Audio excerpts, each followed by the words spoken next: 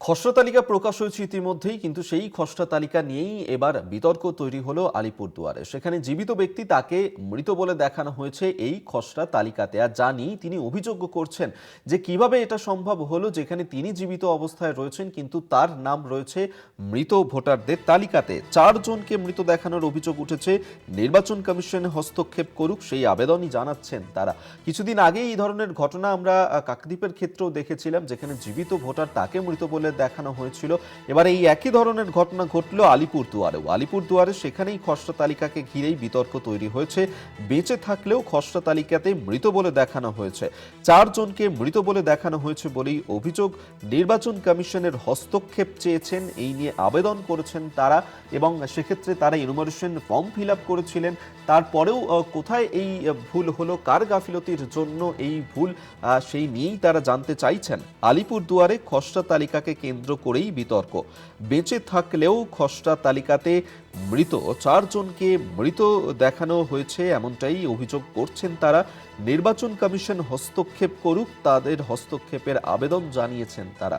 কিছুদিন আগেই আমরা এই একই ঘটনা ঘটতে দেখেছিলাম কাকদ্বীপের ক্ষেত্রে, এবং ফের এই ঘটনাই ঘটল আলিপুরদুয়ারে, যেখানে জীবিত থাকলেও জীবিত ভোটারকে দেখানো হলো মৃত হিসেবে। খসড়া তালিকায় যা নিয়ে তৈরি হয়েছে বিতর্ক। আলিপুরদুয়ারের খসড়া তালিকাতে সেখানেই জীবিত ভোটার তাকে দেখানো হয়েছে মৃত ভোটার হিসেবে। মৃত ভোটারের তালিকায় তাদের নাম রয়েছে। শুধু তারই নয়, 4 জনের নাম দেখানো হয়েছে মৃত ভোটারের তালিকাতে। নির্বাচন কমিশনের হস্তক্ষেপের দাবি। অজয় শাহ আমাদের সঙ্গে টেলিফোনে রয়েছেন প্রতিনিধি। অজয়, জীবিত ভোটার তাদেরকেই মৃত বলে দেখানো হয়েছে খসড়া তালিকাতে, কার গাফিলতির কারণে এই ঘটনা ঘটলো, কি বলছেন আবেদনকারীরা? হ্যাঁ, এমনটাই চাঞ্চল্যকর ঘটনা ঘটেছে আলিপুরদুয়ার জেলার মেন্দাবাড়ি গ্রাম পঞ্চায়েতের অন্তর্গত পশ্চিম সাতালি এলাকায়। এসআইআর যে খসড়া তালিকা বের হয়েছে সেখানে কিন্তু এলাকার 4 জন জীবিতকে মৃত হিসাবে দেখানো হয়েছে। খসড়া ভোটার তালিকার ড্রাফট লিস্টে তাদের নাম মৃত হিসাবে দেখে তারা কিন্তু হতবাক হয়ে পড়েছেন। স্থানীয় সূত্রে জানা গেছে এলাকার মংরা উরাও, আমস ঈশ্বরী, নৃপেন ঈশ্বরী সহ পঞ্চমী উরাও সহ 4 জনের নাম কিন্তু তারা জীবিত রয়েছে, কিন্তু তাদের যে তালিকা বের হয়েছে সেখানে তাদেরকে মৃত দেখানো হয়েছে। আর এই নিয়ে রীতিমতো ক্ষোভ প্রকাশ করেছেন তারা।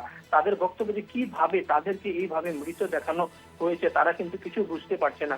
যাদেরকে মৃত দেখানো হয়েছে তাদের বক্তব্য হচ্ছে তারা সময় মতো কিন্তু এসআইআর ফর্ম পূরণ করে নিজের বিএলও এর হাতে তুলে দিয়েছিলেন। তারা অভিযোগ করছেন যে কেন তাদের এই ধরনের এইভাবে মৃত দেখানো হয়েছে। রীতিমতো তারা এই নিয়ে অভিযোগ জানিয়েছেন। আর এরপরেই কিন্তু এলাকায় শুরু হয়েছে রাজনৈতিক চর্চা।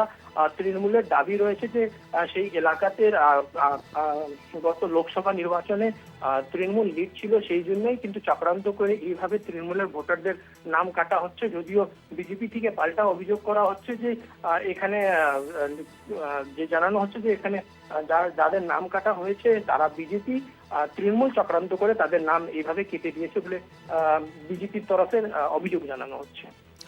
ধন্যবাদ অজয় শাহ আমাদের সঙ্গে টেলিফোনে ছিলেন প্রতিনিধি।